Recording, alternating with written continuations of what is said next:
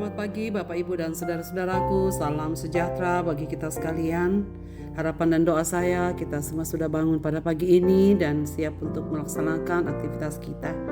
Mari saudaraku kita merendahkan diri di hadapan Tuhan untuk menerima sabdanya. Semoga menjadi pandu kita untuk menjalani hari ini. Ayub pasal 3 ayat 20-26 demikian.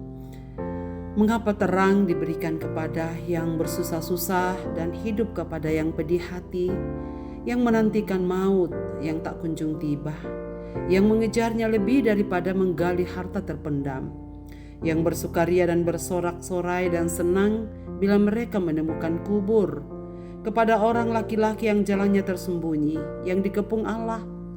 Karena ganti rotiku adalah keluh kesahku, dan keluhanku tercurah seperti air.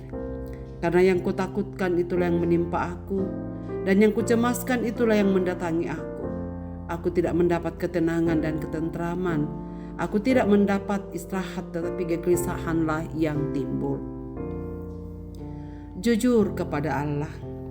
Pendengar renungan pagi yang dikasihi Tuhan, apakah pernah bertanya, mengapa terjadi hal-hal yang tidak kita sukai? Memahami penderitaan dan penyebabnya memang bukan perkara mudah. Kita pun mungkin sering mempertanyakan alasan terjadinya suatu peristiwa buruk yang menimpa kita ataupun menimpa orang lain. Atau kita merasa bahwa tidak sepatutnya kita menerima masalah itu atau menimpa seseorang yang baik. Tentu Tuhan punya maksud tersendiri bagi kita. Mungkin dengan tujuan untuk membentuk iman atau melatih kita untuk tergantung pada Dia. Maka apapun gelombang hidup yang berusaha menggulung kita, jangan berbuat dosa dengan ucapan atau sikap negatif terhadap Allah. Dibelit penderitaan yang sangat berat, Ayub dengan jujur menyesali keberadaannya di dunia. Penderitaan berat yang tak tertanggungkan membuat Ayub berandai-andai tidak pernah dilahirkan, supaya ia tidak perlu menanggung himpitan rasa sakit yang begitu menekan. Bahkan Ayub berharap mati waktu ia masih bayi atau saat ia dilahirkan, supaya ia tidak merasakan sakit dan kepahitan yang tak tertahankan ini. Ia tidak tahu kenapa ia harus terus-menerus menderita. Bila menanggung derita yang sedemikian berat, maka kematian jadi tampak berharga bagi dirinya yang terjerat derita. Dan penderitaan itu tak sebanding dengan kesukaan yang dia alami di masa silam. Namun dalam situasi yang sangat sulit, Ayub menyesali masih diberikan cahaya atau harapan untuk hidup. Ia mengakui jika saja ia mati di usia bayi atau bahkan sebelum dilahirkan, tak akan mengalami penderitaan yang hebat itu.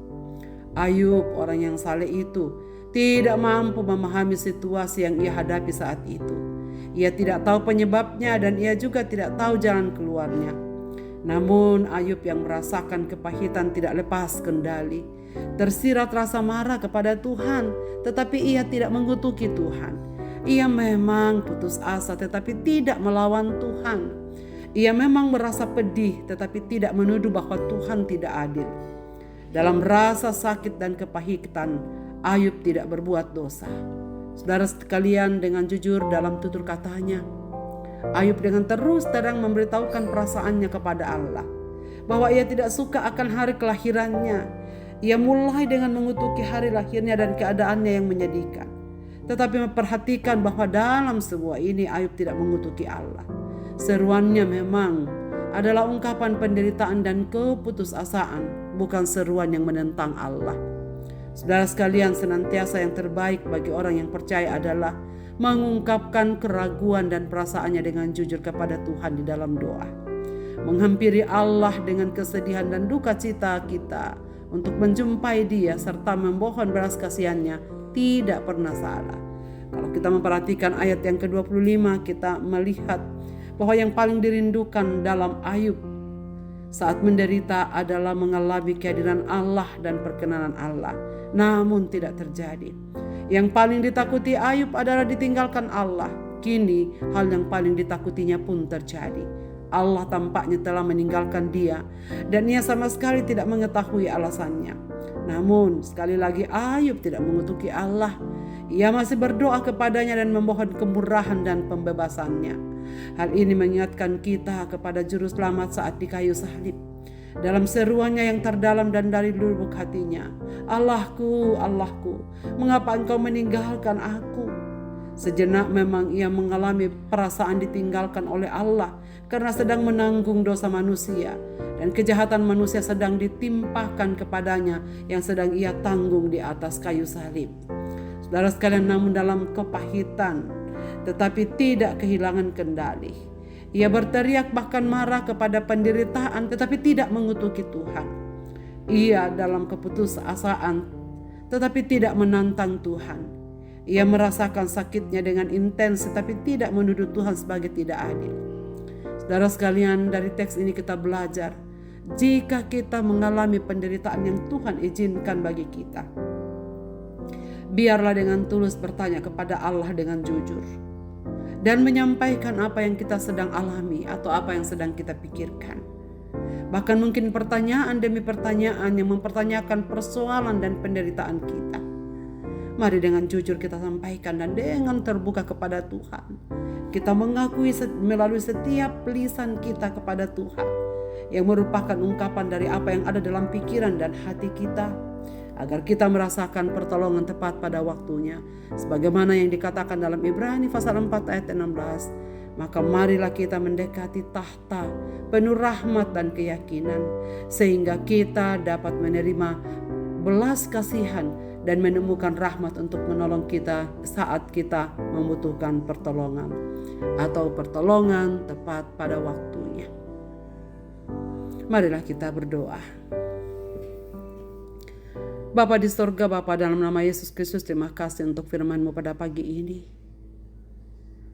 Jika sekiranya kami menghadapi berbagai persoalan yang tidak kami mengerti, ajarlah pendengar renungan pagi untuk selalu datang kepadamu dengan seruan.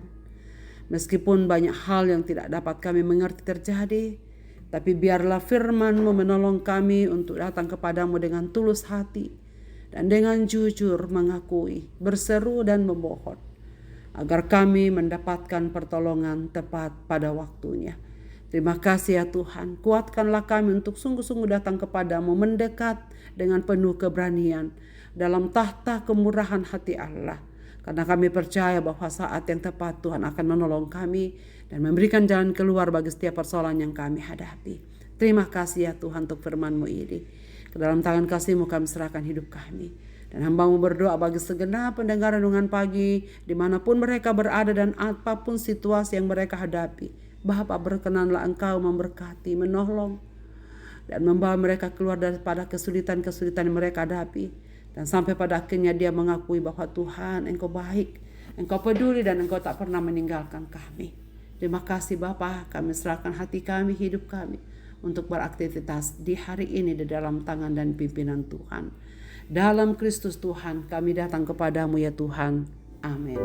Selamat beraktivitas Bapak, Ibu, dan saudara-saudaraku. Tuhan Yesus memberkati kita sekalian.